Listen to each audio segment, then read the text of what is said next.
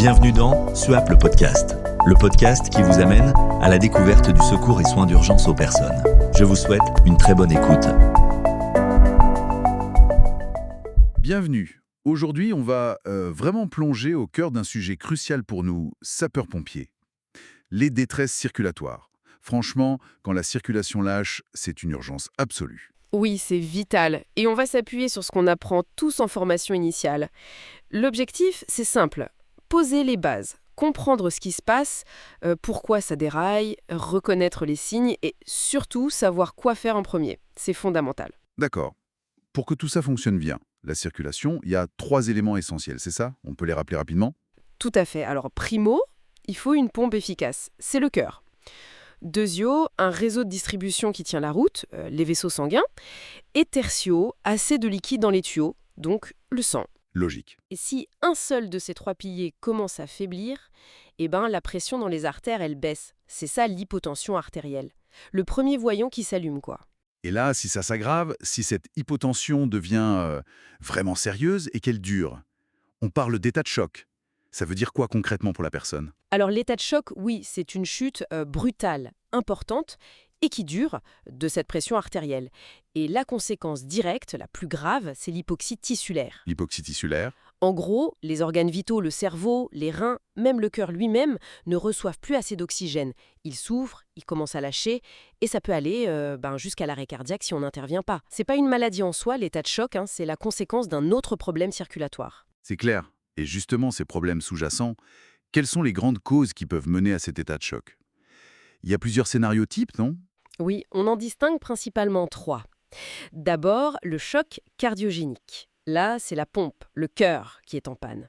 Par exemple, un infarctus ou un gros trouble du rythme cardiaque. D'accord. Problème de pompe. Ensuite, il y a le choc hypovolémique. Là, c'est une question de volume. On perd trop de liquide. Soit une hémorragie, qu'on la voit ou pas, soit de grosses brûlures qui font fuir le plasma, ou même une déshydratation très sévère. Donc moins de liquide dans le circuit. C'est le deuxième cas. Et le troisième, ce choc distributif. Là, le problème est différent. Exactement.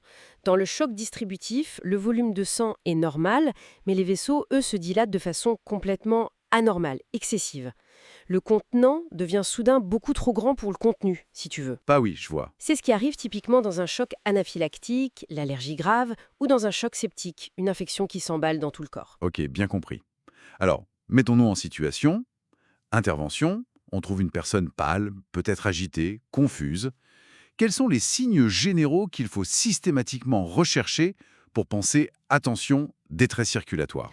Alors, faut être systématique. D'abord, les signes circulatoires directs, le pouls. Est-il rapide? C'est la tachycardie. Ou lent? Bradycardie. Irrégulier? Est-ce qu'il est bien frappé ou tout faible? On le cherche au poignet, le radial. S'il n'y est pas... On passe au cou, au carotidien. Voilà, au carotidien. Ensuite, la pression artérielle, si on peut la prendre, elle sera basse. Et puis la peau, elle parle beaucoup.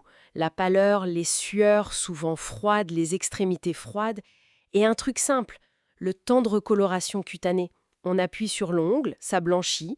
Si ça met plus de 2 secondes à redevenir rose, C'est pas bon signe. non, c'est un signe d'alerte important. Et souvent, ces signes purement circulatoires, ils ne viennent pas seuls, j'imagine. Le reste du corps réagit. Bien sûr, le corps essaie de compenser, donc on va souvent voir une respiration rapide, superficielle, la polypnée, pour essayer de capter plus d'oxygène. Et au niveau neurologique, au début, c'est souvent de l'angoisse, de l'agitation, mais ça peut vite évoluer vers la confusion, la somnolence, voire le coma si le cerveau manque trop d'oxygène. Il faut vraiment tout regarder. D'accord.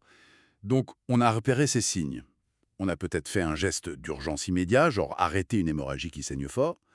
Quelle est la conduite à tenir générale, celle qu'on applique quasi systématiquement? La priorité absolue, préserver ce qui peut l'être. Donc on allonge la victime, bien à plat. Parfois, on peut surélever un peu les jambes si c'est possible et pas contre-indiqué. Ça aide le sang à revenir vers le cœur et le cerveau. Repos strict. Repos strict absolu. Le moindre effort, ça consomme de l'oxygène précieux. On vérifie ou on revérifie la conscience, la respiration. L'oxygène à haute concentration, c'est quasi systématique dans ces cas-là. Et la couvrir? Essentiel. Toujours couvrir la victime pour éviter qu'elle se refroidisse, même s'il fait chaud dehors. L'hypothermie, ça aggrave tout, y compris les problèmes de coagulation. Et puis, rassurer. Le stress, ça n'aide pas du tout. Et le point crucial, ne rien donner à boire. Jamais, même si la victime supplie. Il y a toujours un risque qu'elle ait besoin d'une anesthésie plus tard à l'hôpital, donc interdiction de boire ou manger. Très clair. Il y a un point de vigilance qui revient souvent dans les formations, c'est le brancardage. Pourquoi ce moment est-il si dangereux? Ah oui, ça c'est fondamental. Une victime en état de choc, elle est sur un fil. Le simple fait de la bouger, de la soulever, de la transporter sur le brancard, même tout doucement, ça peut faire chuter sa pression d'un coup. Carrément provoquer un arrêt? Oui, ça peut aller jusque-là. Les changements de position, même minimes, les petites accélérations, ça peut suffire à décompenser brutalement. C'est pour ça qu'on insiste tant. Il faut absolument passer un bilan complet et précis à la régulation médicale avant de bouger la victime de manière significative. Et surveiller pendant et après? Exactement. Surveillance continue des constantes vitales pendant le transport et après chaque mobilisation.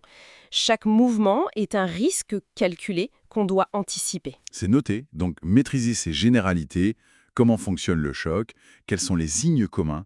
Les premiers gestes, c'est vraiment la base de tout.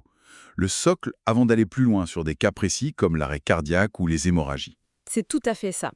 Savoir repérer tôt ces signes, appliquer rigoureusement cette conduite à tenir initiale, ça permet de stabiliser la victime au maximum, de freiner l'aggravation.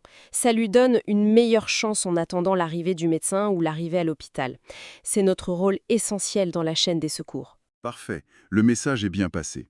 Et pour que tout ça devienne vraiment des réflexes sur le terrain, il n'y a pas 36 solutions. Il faut revoir les cours, relire la documentation, visualiser les situations.